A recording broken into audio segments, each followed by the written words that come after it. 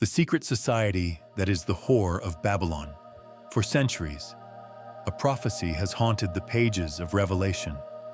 It's a vision of a woman dressed in purple and scarlet, holding a golden cup, drunk with power she's called Mystery, Babylon the Great, the mother of abominations. For 2,000 years, theologians have debated who she is. But what if she isn't a city from the ancient world? What if she isn't just a metaphor? What if she is a living, breathing network of power, hiding in plain sight and shaping the world we live in today? The book of Revelation describes a seductive, corrupting global system that reigns over the kings of the earth. It's a power that gets nations drunk, pulling them into spiritual and moral decay. Mainstream interpretations often point to ancient Rome, a city famously built on 7 hills, or see the figure as a symbol for a corrupt world system or apostate religion. But a different, more modern theory has taken root.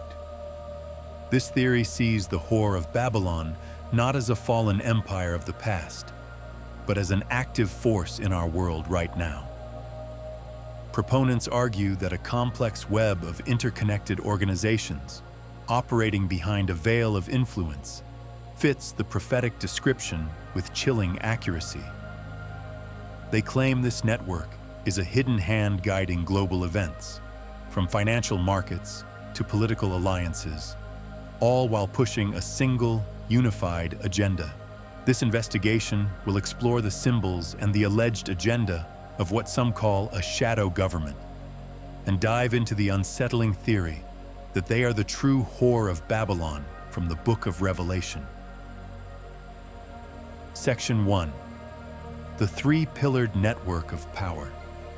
At the heart of this theory are 3 organizations: the Council on Foreign Relations, the Trilateral Commission, and the enigmatic Bilderberg Group now.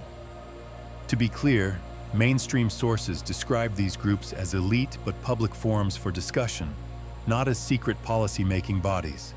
The Council on Foreign Relations, CFR, founded in 1921, is an American think tank. Its stated mission is to promote understanding of the world, but its membership list reads like a who's who of American power. Past presidents, secretaries of state, CIA directors, and titans of finance critics argue this concentration of influence makes the CFR more than just a think tank. They see it as a recruiting ground for government, creating a revolving door between private power and public office. Then there's the Trilateral Commission, founded in 1973 by banker David Rockefeller to foster cooperation between North America, Western Europe, and Japan. Its membership is by invitation only. Officially, it's a platform to discuss policy issues. However, since its creation, the Commission has faced accusations that it's part of a movement to establish a new world order. Its first director, Zbigniew Brzezinski, became National Security Advisor to President Jimmy Carter, who was himself an inaugural member. This fact has only fueled suspicion about the group's true purpose. But maybe the most secretive of the 3 is the Bilderberg Group. Started in 1954 to foster dialogue between Europe and North America, it holds an annual invitation-only conference for 120 to 150 of the world's most influential people. Its attendee list is public, but what happens inside is not. The meetings operate under the Chatham House rule, a strict code of silence where participants can use the information they get, but can't reveal who said it. This wall of secrecy has made the Bilderberg Group a lightning rod for conspiracy theories, with many claiming it acts as a shadowy world government, making decisions that affect billions without any public accountability. Section 2. An agenda of secrecy and consensus. This intense secrecy is exactly what proponents of the theory point to as evidence of a hidden agenda. The Bilderberg Group's official website says the meetings are just an informal discussion, with no votes or policy statements, critics find this hard to believe. Why the need for such absolute secrecy if it's just a chat? Theorists point to the group's alleged influence on major world events as proof of its power. While there's no direct evidence, some participants have admitted that discussions at Bilderberg may have influenced things like European integration. It's this idea of building a consensus away from the public eye that critics find so alarming. They argue it's a way to coordinate policy among the global elite before it's ever brought to the public for a democratic debate. This suspicion is only amplified by the words of some of its own members. Dennis Healy, a founder and 30-year member of the Bilderberg Steering Committee, once said in an interview, "To say we were striving for a one-world government is exaggerated, but not wholly unfair. Those of us in Bilderberg felt we couldn't go on forever fighting one another for nothing and killing people and rendering millions homeless. So we felt that a single community throughout the world would be a good thing."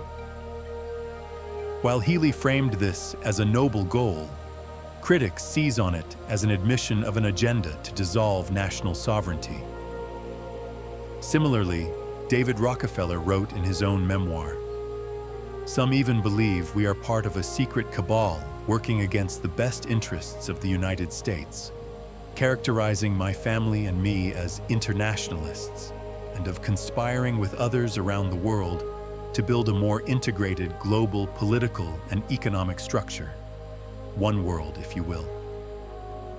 If that's the charge, I stand guilty, and I am proud of it."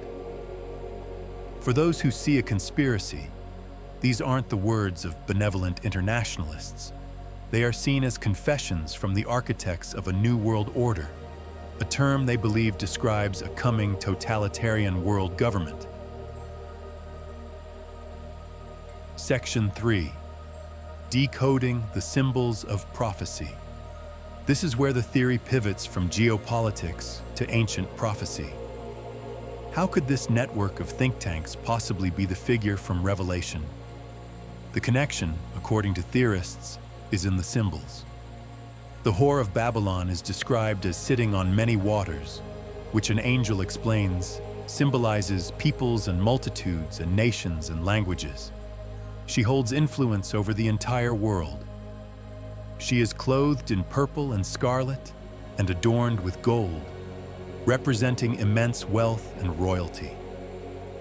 Theorists argue this perfectly mirrors this network of organizations, whose members represent the pinnacle of global finance and political power. They are, in essence, the wealthiest and most powerful people on Earth. The prophecy also says she holds a golden cup in her hand, filled with abominable things.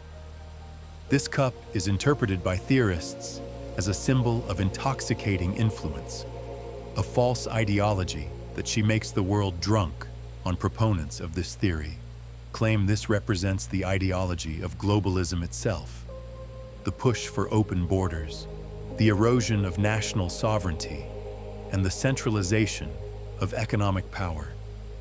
This, they argue, is the wine that has intoxicated the nations. Most critically, the whore is seen riding a scarlet beast. In biblical prophecy, a beast often represents a political power or empire. The whore rides the beast. She isn't the political power itself, but she directs it. She is a system of influence, an ideology that sits on top of the world's governments, steering them. This, theorists argue, is the exact function of the CFR, Trilateral Commission, and Bilderberg Group.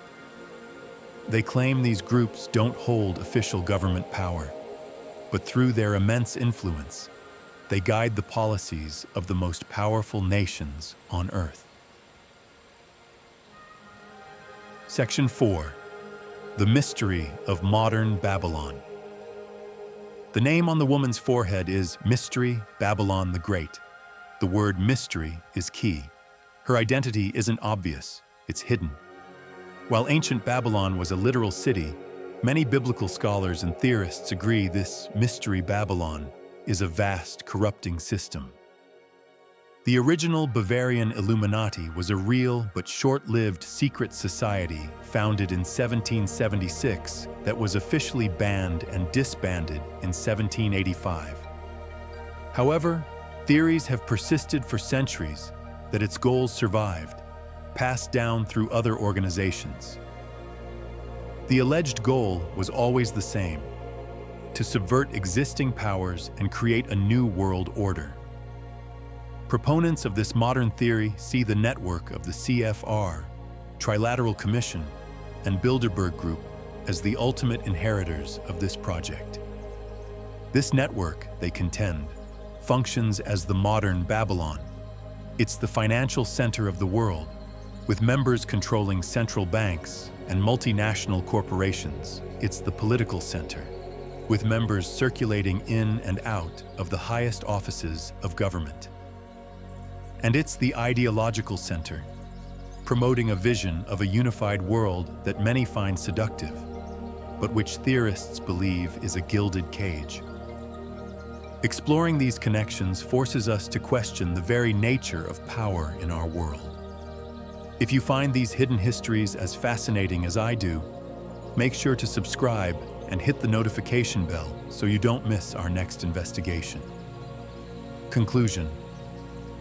So, is this network of powerful, secretive groups truly the Whore of Babylon? Mainstream scholarship and the organizations themselves insist they are simply forums for discussion, aiming to foster global cooperation. They claim there's no grand conspiracy, only an effort to manage complex global problems. Yet, for those who look deeper, the parallels are hard to ignore.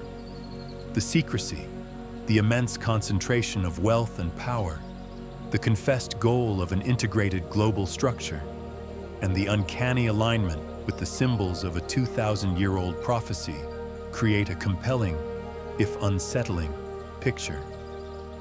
The Bible warns that the Whore of Babylon represents a system of seduction and corruption on a global scale, a power that promises peace and unity while demanding total allegiance. Whether this modern network is the literal fulfillment of that prophecy is a matter of interpretation and belief. But the questions it raises are essential. The name on her forehead is mystery, and perhaps that is the final clue. Her power may lie in her ability to remain hidden, her influence deniable, her agenda cloaked in the noble language of progress and peace. The final judgment is yours.